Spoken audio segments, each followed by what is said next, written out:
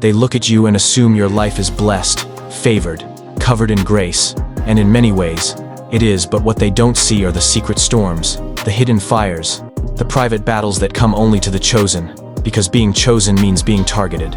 And if you've felt like you're always under pressure, always misunderstood, always walking alone even in a crowd, that's not your imagination, it's spiritual reality.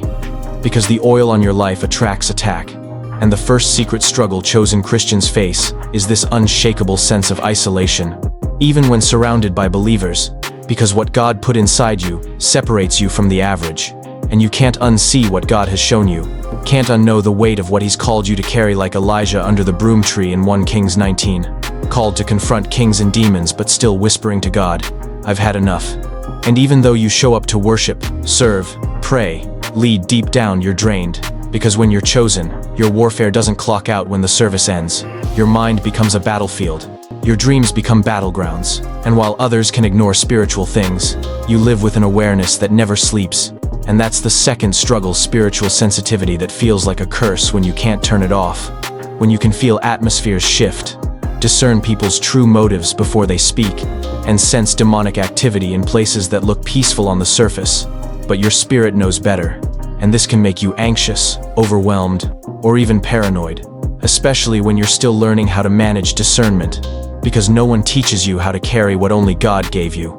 And sometimes, you wish you could go back to spiritual ignorance, to just show up, sing the songs, and go home. But the calling marked you, and the more you grow, the heavier it gets, just like Jeremiah in chapter 20, who tried to quit, but couldn't because the fire was shut up in his bones. And the third secret struggle is the one no one wants to talk about. The recurring temptation. The kind that finds you even after you've fasted, after you've memorized verses, after you've renounced it 1,000 times, because the enemy doesn't tempt you randomly. He tempts you surgically, strategically, based on your calling. And lust isn't just about sex. It's about the desire for anything that gives relief when the spiritual pressure becomes unbearable. And that includes unhealthy relationships, prideful ambition, hidden addictions to escape, or even spiritual performance, where you chase titles instead of presence, pulpits instead of brokenness. And it's shocking how easy it is to preach freedom while living in quiet bondage, because chosen ones are expected to lead even when they're bleeding. And that's the fourth struggle. Being needed when you're empty. Because people don't see your tears, they see your anointing. They don't ask how you're doing, they ask for a word. And it's not that you don't want to help, it's that you're carrying so many others that you've forgotten what it's like to be carried. And you can't tell anyone because you're strong, you're favored, you're called. But the truth is, you're tired of being the strong one, tired of showing up to pour when no one pours back. And yes, God strengthens you. Yes, His grace is sufficient. But that doesn't mean the struggle isn't real.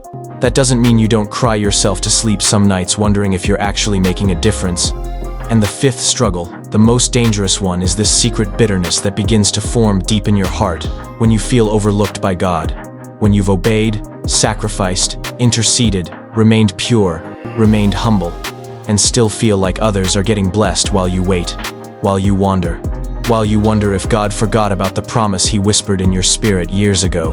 And you'd never say it out loud, but you've thought it. Why am I doing all this if nothing is changing? And that's where the enemy waits, right at the intersection of obedience and disappointment, because he knows if he can't tempt you with sin, he'll tempt you with resentment, the slow poison that kills your joy, your praise, your trust. But Romans 8:28 is still true, even when your life doesn't look like it. And the truth is, the deeper the calling, the deeper the crushing.